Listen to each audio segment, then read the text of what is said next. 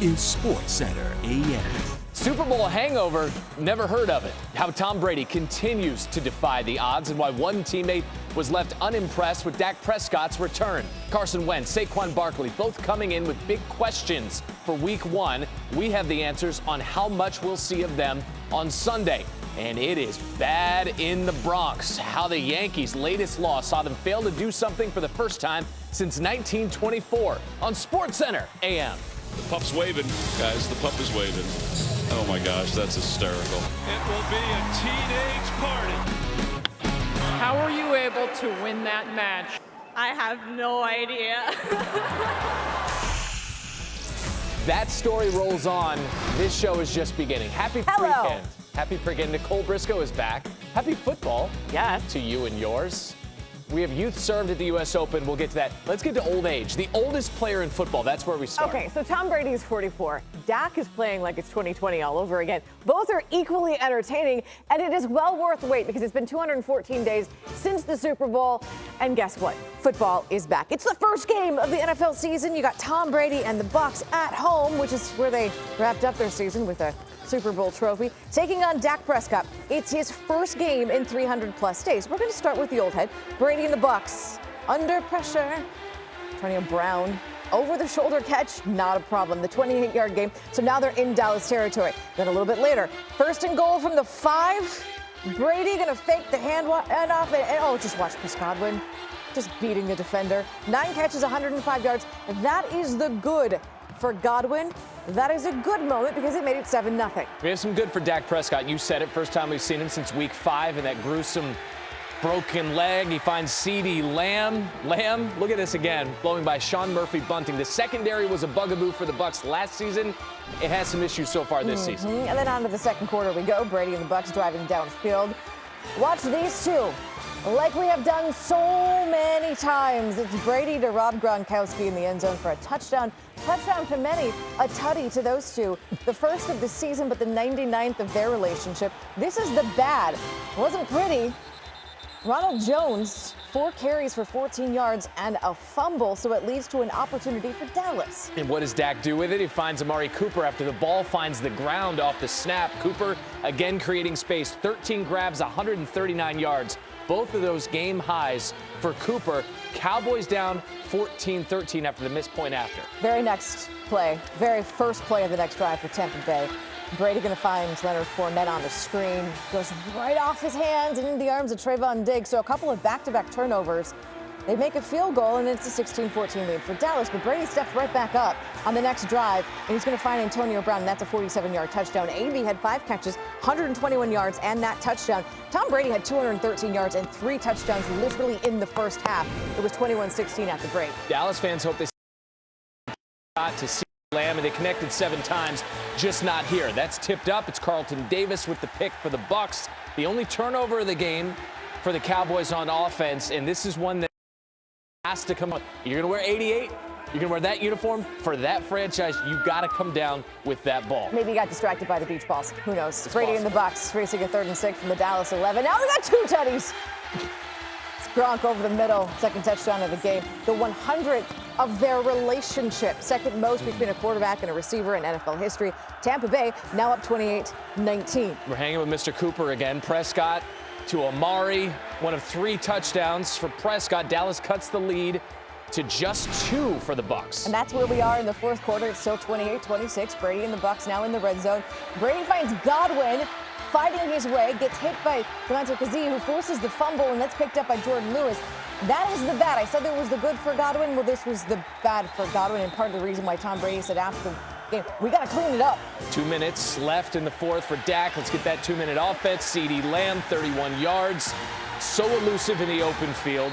58 pass attempts, tying a career high for Prescott. Cowboys now in Tampa territory, and then it's Greg Zuerlein trying to atone for a miss earlier in the game. Remember, we told you he missed the point after try, so from 48 yards out, it's Legatron. Young Jeezy, Greg Zuerlein, his initials. It's good. Dallas up 1. Mike McCarthy, he's animated.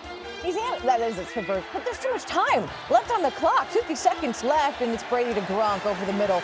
20 yards, got it. Gronk, by the way, 8 catches, 90 yards, and those 2 touchdowns. We're going to hurry things up a couple of plays later. Watch Godwin Sideline he goes. 24-yard gain. Question for you. Was that offensive pass interference? Not when Tom Brady's the quarterback. Not called. Ryan Suckup now gets the chance to be the hero for Tampa Bay.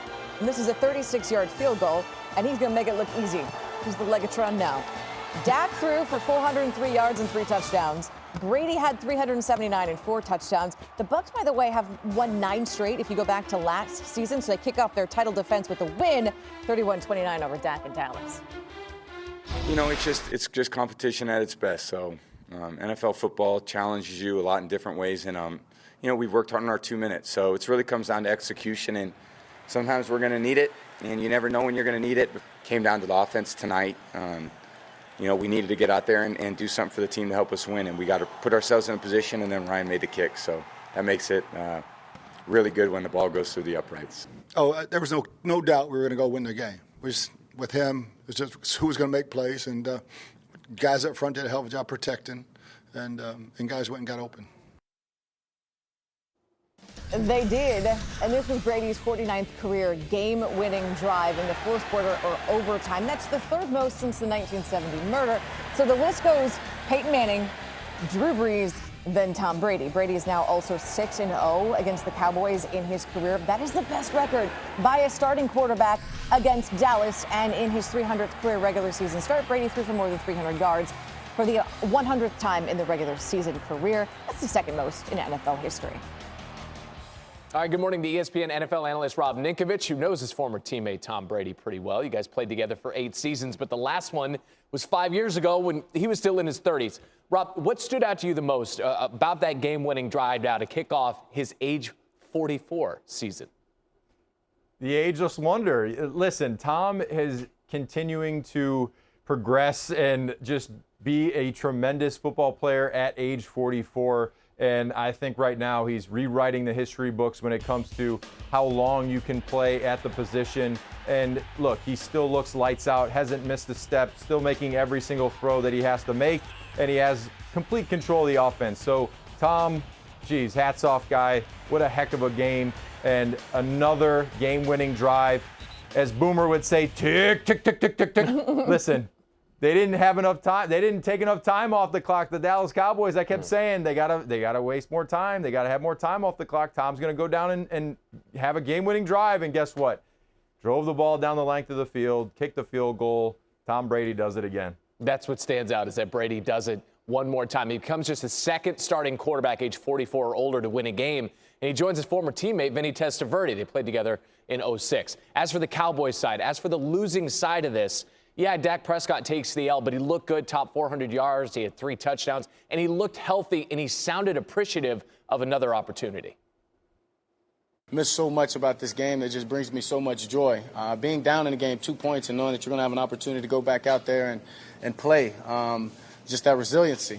Miss that feeling that sparked up in me and the fire that it had. That, there wasn't a part of this game or a moment that I took for granted. And it just feels good to be back out there with my guys and with my teammates. I feel like I'm a better player than I was when I left the field, and I told y'all that was the expectations I had for myself, and I'll continue to try to get better game in and game out. This Dak speculation has been going on for a while, because at first we were, what is he going to look like after the ankle injury? And then it was the preseason shoulder issue. So what did you see from him in his first game in 333 days? He impressed me. Dak Prescott is my new favorite quarterback in the NFL right now. Listen, to have the injury that he had last year, to have to get over that injury, and then he had a bunch of other stuff happen to him, unfortunately, off the field that a lot of guys wouldn't be able to fight through. His mental toughness is by far one of the most impressive things that I have seen in a long time. And for him to come back after injury, have an injury in training camp, not have any preseason, not have any practice reps with his teammates and his timing and everything that you need as an offensive player, and to come out here and to look like you haven't missed a beat, you hadn't skipped a beat, go out there, throw the ball for 403 yards. Listen, the Cowboys, they're going to be okay. And Jerry Jones is happy that he paid Dak Prescott, because he's going to be the quarterback for the Dallas Cowboys for a long time, because if he continues to play like this, he's going to be in the MVP talks. The Cowboys are definitely going to be the best in that division. So Dak was impressive, and I'm happy for him. And now he's my new favorite quarterback. I got to go get a Dak Prescott jersey. That's what I got to do. How long before Tom calls and was like, hey, hi, buddy, remember me? By the way, Dak is the first player with 400 passing yards and 3 touchdowns in the season opener. Tom's still near and dear, but Dak, man, he played well, and I'm excited for him. Okay, those numbers for Dak Dak in 2019. I think the phone's going to ring in like 5 seconds. I support that choice, buddy. though. More Dak and more Dallas coming up on this show, including why Dak being that great might not actually be a great thing for his team. That is ahead on SportsCenter AM. Randolph. All right, the transition from Cowboys to Yankees writes itself. We got Blues in the Bronx, New York on a skid. And listen, the Blue Jays are coming in as the hottest team in baseball. They won 7 straight, looking to complete a 4-game sweep over the Yankees. And you see that the Jays lead baseball in OPS in September. Bo Bichette in the first. Continue that narrative. It's gone. Bo. But Nestor Cortez Jr. Jays up 1-0. In the 6th, Anthony Rizzo struggles at the plate since joining the Yankees, but that is his 5th home run in a Yankee uniform. So maybe not a lot of quantity when it comes to hits, but some quality there. That's a Jose Barrios.